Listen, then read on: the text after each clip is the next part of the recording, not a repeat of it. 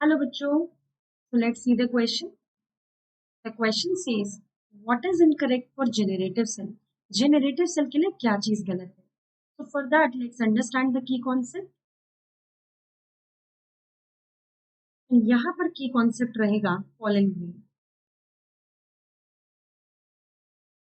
जब हम pollen grain की growth की बात करते हैं, सबसे पहले अगर हम इस pollen grain के division के बारे में बात करें, तो यहाँ पर होता है mitosis. ये mitosis रहेगा asymmetrical.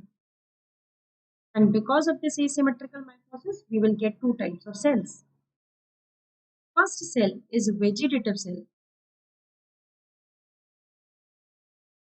and second cell is generative cell. क्योंकि asymmetrical mitosis है, that is why this cell will be large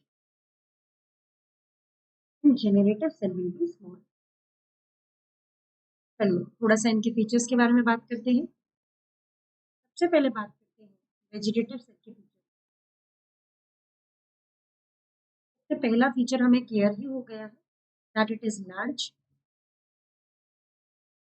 Second, it has abundant food reserve.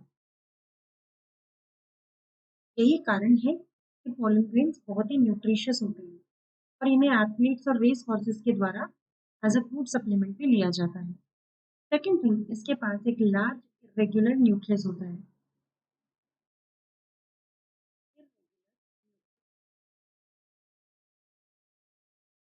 अब बात करते हैं सेकेंड सेल की, that is generative cell.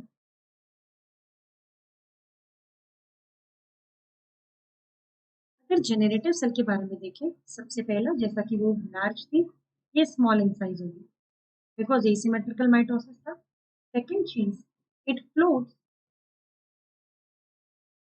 In the cytoplasm of vegetative cell. ये vegetative cell के cytoplasm में float करती है बिकॉज ये स्मॉल इन साइज है. ये स्पिंडल शेप्ड की सेल होती है. It is spindle shape. And generative cell के पास एक बहुत ही डेंस साइटोप्लाज्म और एक न्यूक्लियस रहता है. तो डेंस साइटोप्लाज्म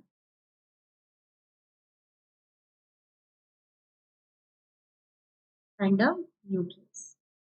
एक टाइम के बाद ऐसा होगा कि this generative cell will also undergo mitosis और ये माइटोसिस नॉर्मल माइटोसिस जैसा होगा. दैट इज वाई हमें यहाँ पर दो इक्वल शेप्ड हमें यहाँ पर मेल गैमेट्स देखने को मिलेंगे. Gamete 1, male gamete 2. Now let's see the question again. यहाँ पर हमसे पूछा गया है जेनरेटिव सेल के रिगार्डिंग इनकरेक्ट स्टेटमेंट.